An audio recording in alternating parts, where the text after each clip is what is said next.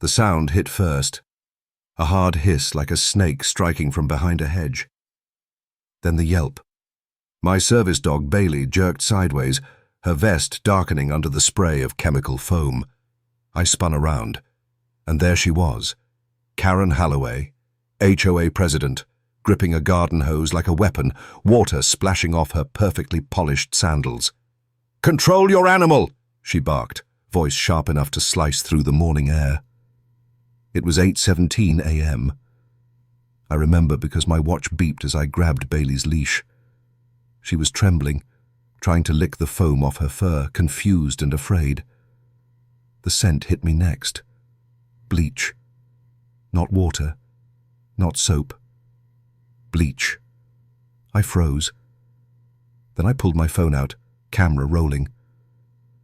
"Karen," I said evenly, "you just sprayed a trained medical service dog." Her chin lifted. "She shouldn't be on community property. We have pet restrictions." I kept my voice calm. "Service animals aren't pets. That's federal law. ADA, Title II and III. Her smirk faltered just slightly. "Then maybe you should move somewhere that wants your exemptions." She turned her hose on the ground like she was cleaning away guilt. The runoff carried streaks of white chemical residue down the curb. Bailey sneezed twice. That's when I saw the small crowd, 3 neighbors peeking from porches, one of them recording. I didn't yell, didn't threaten. I just clipped Bailey's leash, said, "We'll handle this properly," and walked off. By the time I reached my porch, I already had a plan forming. I called my vet, took pictures of the stains on Bailey's vest, and bagged a wet towel sample for testing. Chain of custody starts early if you know what you're doing. By 9:40 a.m. I had the first piece of evidence logged. Photo 1. Bailey's vest, labelled, time-stamped, stored in a Ziploc. Video 1. 52-second clip showing Karen spraying from 20 feet away, identifiable by her pearl bracelet and voice pattern. I emailed both to myself for metadata verification. Timestamps don't lie. That evening, I filed a quiet report with Animal Control. Not a complaint, just an incident record. No drama, no social post. Paper first, noise later. But the HOA didn't stay quiet. By morning, I had an email from the Board of Compliance titled Animal Violation Warning. It accused me of bringing an unregistered emotional support animal to shared property, violating Bylaw 7.3. Karen had already moved. Fast. What she didn't know was that I'd read those bylaws cover to cover. Section 7.3 applied to pets. Section 7.4, the next page, explicitly exempted service animals recognized under ADA standards. So I replied, per HOA bylaw, 7.4 and ADA Code Title II, Bailey is a task-trained medical service dog. Your claim is invalid and retaliatory. Attached, incident video time-stamped. Please confirm receipt. No response, but the tension started to hum through the neighborhood like a low-voltage line. That night, someone left a printed notice on my door. Board meeting, discussing animal safety complaints. No name, no signature. I sat on my porch, listening to the crickets. The hose incident had turned from cruelty to strategy. Karen wasn't acting alone anymore. She was rallying her board. So I set up my own camera, mounted discreetly on the lamppost across the street. Wide angle, night vision. I wasn't going to be ambushed by fake complaints again. Over the next few days, I documented everything. Every whisper meeting in Karen's driveway, every flyer printed with "Keep the community clean," every time she glared at Bailey from across the cul-de-sac. When I brought Bailey out again, she wore a fresh vest, bright red, embroidered with "Do Not Distract, Federal Service Dog." I made sure the label faced Karen's front window. 3 days later, the retaliation escalated. Someone poured powdered cleaner across my walkway. Same smell, same residue. Bailey's paw pads turned pink. That's when I stopped collecting evidence quietly and started building a case. I called the State Disability Rights Commission, explained the situation, shared my documentation chain. The agent on the line paused and said, "You realize spraying a service dog with chemicals is a federal offense, right? Under 18 U.S. Code, FARA 1367. I nodded, even though she couldn't see me. "Yeah," I said. "That's why I labeled everything." Her voice dropped lower. "Good. Because once the local PD gets that report, it stops being an HOA issue." That was the moment I knew Karen's hose had just turned into a felony. 2 mornings later, I saw the patrol car. It idled at the edge of the cul-de-sac, lights off, windows tinted. A uniformed officer stepped out and started walking toward Karen's front yard, clipboard in hand, neutral expression. I watched from my porch, coffee mug warm against my palm. Bailey lay at my feet, tail flicking slowly, vest clean again. The officer knocked. The door opened. Karen appeared in her trademark HOA armor, white blazer, pearls, hair sprayed into defiance. She smiled, too wide, trying to own the stage. From across the street I couldn't hear the words, but I saw her smile fade when he handed her a printed notice. The orange ADA logo was visible even from 50 feet away. That was the start of Discovery Day. She tried to spin the narrative fast. Within hours I got a fresh HOA email blast. Misunderstanding regarding an animal incident. Board assures residents of continued safety and compliance. But the video told a different story. My doorbell cam had caught the entire event in 1080p clarity, from her lifting the hose to the first scream from Bailey. The timestamp matched my vet's injury log to the minute. And the footage didn't just show the attack. It caught something Karen didn't realize. A bleach bottle lying by her mailbox, label facing camera. Brand name. Chemical composition. Proof. When I uploaded it to my shared evidence folder for the ADA investigator, she called back within the hour. "This," she said, "is airtight. You even have chain of custody and chemical corroboration." She asked if I'd be willing to allow local law enforcement to retrieve a copy for federal coordination. I said yes, and made a backup drive stored off-site. Experience had taught me, files accidentally deleted tend to happen around people like Karen. The next day the deputy returned, this time to my house. He stepped up, removed his sunglasses and said, "Mr. Walker, we've reviewed your report. I need your statement on record." We went over everything: time, location, chemical sample, HOA correspondence, and most importantly, the retaliation pattern. When I handed over my labeled Ziploc and printouts, he raised an eyebrow. "You keep records like a prosecutor," he said. I smiled faintly. "No. Like someone who's been through an HOA before." By evening, Karen's tone changed. She marched across my lawn, careful not to touch the walkway this time, and demanded, "Did you really call the feds on me?" I didn't rise. I stayed seated on the porch step, calm. "No, Karen. The feds called you." Her lips parted, but nothing came out. She turned and stormed off, phone already in hand. Within hours, the board sent out a mandatory emergency meeting invite to all homeowners. Topic: community conduct and animal regulations. I knew what that meant. She wanted to rewrite the rules retroactively. That night I began the real preparation. I printed every email she'd sent, highlighted the contradictions. Her calling Bailey an emotional support animal one day, a feral pet the next. Her claim that no chemicals were used despite the bleach evidence. Her using the HOA email server to coordinate community witnesses.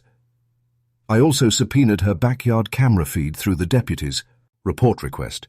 If she had footage, the investigation would require full disclosure. By now, the other residents had started whispering. The couple next door stopped waving at her SUV. The retired veteran down the block, who also had a service dog, walked over quietly and said, "You're not the first she's gone after. just the first who fought back with paperwork. That line stuck with me. 3 days later, the chemical test came back from the lab. Sodium hypochlorite concentration 5.3%, standard bleach, enough to cause dermal burns to animals. That report hit animal control, then PD, then ADA enforcement in a chain reaction that moved faster than any HOA notice ever printed. The deputy came back again, this time not alone. 2 officers walked to Karen's door with a sealed envelope. Notice of violation, federal investigation, pending under ADA protection statutes. Word spread through the neighborhood faster than sprinklers. Karen didn't leave her house for 2 days. Her car sat in the driveway, the pearl-white SUV that used to symbolize authority, now looking like a parked liability. But I wasn't done. Because in HOA wars, you don't just win with proof, you win with presentation. So I compiled everything into one slideshow. Evidence, timelines, federal references, HOA bylaw citations. When I was done, it looked less like a neighbor dispute and more like a courtroom brief. At the top of the first slide in bold, I wrote, Incident report, violation of ADA Title II, chemical harm to registered service dog. The next HOA meeting was in 3 days, and this time I was bringing more than a leash and a calm tone. I was bringing a laptop, a deputy, and the law itself. The clubhouse smelled like lemon polish and panic.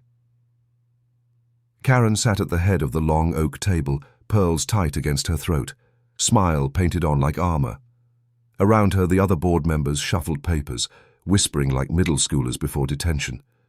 The air buzzed with tension, and every chair creak felt like a confession waiting to happen. I took the seat across from her. Bailey sat calmly at my feet, vest gleaming under the fluorescent lights. Her presence alone made the room feel smaller. The deputy stood near the back, arms folded, a quiet sentinel. Behind him, 2 ADA investigators waited, neutral, professional, and very aware of who was about to make a scene. Karen opened the meeting with the usual flourish. Before we begin, let's address recent misunderstandings involving pets and community safety. I leaned forward. You mean federal violations against a service dog? A few heads turned. Someone coughed. She laughed lightly, brittle. There's no need for dramatics, Ryan. This was an unfortunate miscommunication. We're all neighbors here. I tapped my laptop, and the screen lit up the wall behind me. Frame by frame, the footage played. The hose, the spray, Bailey's yelp. No commentary, no music, just raw truth.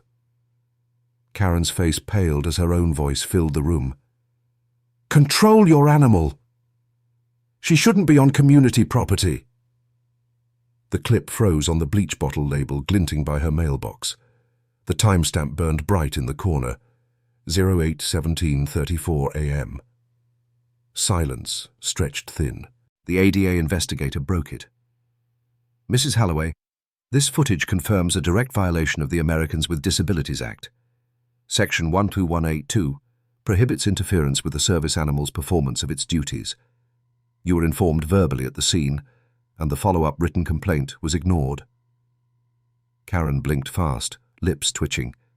This is taken out of context. That bottle wasn't bleach. It was cleaner for... The deputy stepped forward, placing the lab report on the table. Tested positive for sodium hypochlorite. Same concentration as household bleach. Verified chain of custody. I collected it myself. The board members leaned back, eyes darting. One quietly closed his folder like a shield. Karen's voice cracked. You can't prove intent. I spoke evenly. Intent doesn't matter when it's federal. Harm did. The ADA investigator nodded. Correct. Under 18 U.S. Code SARA 1367, malicious harm to a service animal is a criminal offense. Penalties include fines and potential imprisonment. Karen's mouth opened, but nothing came out. Her face froze. The moment the title of this story was born. Then the deputy slid a citation envelope across the table. You've been officially charged with misdemeanor animal cruelty and federal interference with a service animal in performance. You'll receive a court summons within 10 business days. The silence broke like glass. A board member muttered, "We didn't sign up for this." Another whispered, "She told us it was just water." Karen looked around, eyes wide, searching for loyalty that had already evaporated. No one met her gaze. The HOA vice president cleared his throat. "Effective immediately, I motion for an emergency vote to remove Mrs. Halloway as acting president pending investigation."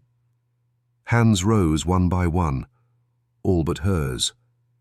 She whispered, "You can't do this." I closed my laptop, stood, and said quietly, "Karen, this isn't about winning. It's about accountability. You made this about power. I made it about proof." The meeting adjourned without applause, without eye contact. Just a collective exhale of neighbors realizing what unchecked authority can cost. Outside, dusk had fallen. Bailey nudged my leg, tail wagging softly as we stepped into the cool air. The clubhouse lights glowed behind us like the ending credits of a story that finally found justice. A week later, Animal Control confirmed Karen's fine, $7,500, mandatory community service at the local animal shelter, and a permanent ban from serving on any HOA board in the county. 2 months later, her house hit the market. "Price reduced," the sign said. Neighbors waved at me again, tentatively at first, then genuinely. The tension that once sat over the cul-de-sac like fog started to lift. Bailey healed. The stains on her vest came out, though I kept it as evidence and a reminder. Sometimes justice doesn't roar. It unfolds in emails, timestamps, and quiet truth told in front of a projector. If there's one thing I learned, it's this. Power doesn't make someone right. Proof does. And to anyone who's ever been bullied by an HOA, a nosy neighbor, or a self-appointed ruler of sidewalks, document everything. Calm beats chaos. Paper beats pride. Drop your story in the comments. Someone out there needs to hear it.